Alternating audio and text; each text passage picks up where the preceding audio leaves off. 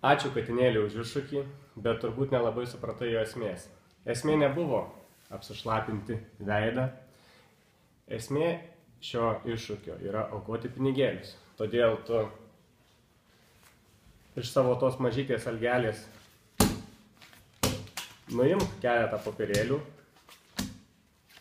ir paaukok tiems, kam iš tikrųjų jų reikia ir tiem, kam skirtas šis iššūkis. O šį iššūkį duosiu įvykdyti žiniasklaidos dievams, o iš tikrųjų žiniasklaidos deivėms. Tai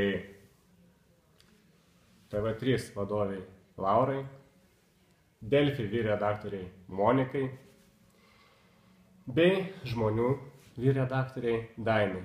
Todėl šį ledų kibirėlio iššūkį kviečiu įgyvendinti ir jūs,